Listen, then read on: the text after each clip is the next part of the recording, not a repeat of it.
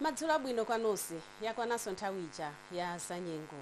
Kunazizira kwambiri madera ena a dziko lino monga kuzuzu komanso kumzimba komwe kunazizira ndi madigiri okwana 9, kuchitedze kwa lobi ngakhale kwa vumbwe kunazizira ndi madigiri okwana 11, pomwe kukasungu kunazizira ndi madigiri okwana 13. Tiyembekezere nyengo ya mphepo nthawi zina komanso yozizira usiku uno komanso mmawa ndipo nyengo ya mitambo yapatali ndi mwayi wa mvula yowaza ikuyembekezereka madera ena ochepa a dziko lino.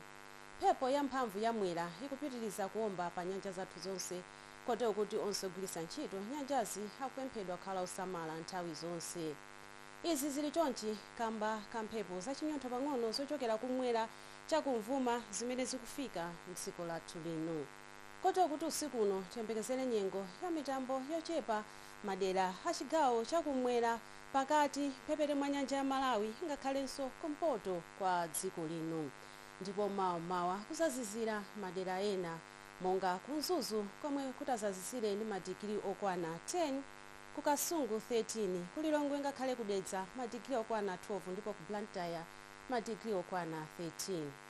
Mawa omwewo tiyembekezere nyengo ya mphepo komanso ya mitambo yapatali ndi mwayi wa mvula yowaza madera ena ochepa a chigawo chakumwera monga Mulanje, Blantyre ngakhalenso mphepete mwa nyanja ya Malawi. Ndipo masana tiyembekezere nyengo yofunda madera ambiri a dziko lino. Kuchitipa kudzafunda ndi madigiri okwana 26, 24 kulilongwe, 23 ku Blantyre, pomwe kusanje kudzatentha ndi madigiri okwana 30. Masana omwewo tiyembekezere nyengo ya mphepo nthawi zina komanso ya mitambo yapatali komanso mvula ikhoza kuwaza madera ena ochepa makamaka a chigawo chakumwera monga Zomba ngakhalenso Blantyre. Ndipo mkucha lachitatu tiyembekezere nyengo ya mitambo yapatali komanso mvula ikhoza kuzawaza madera ena ochepa a chigawo cha kumpoto. Zikomo poonera za nyengo munali ndi ine Charity Mapondo. Khalani odziwa dziwani za nyengo.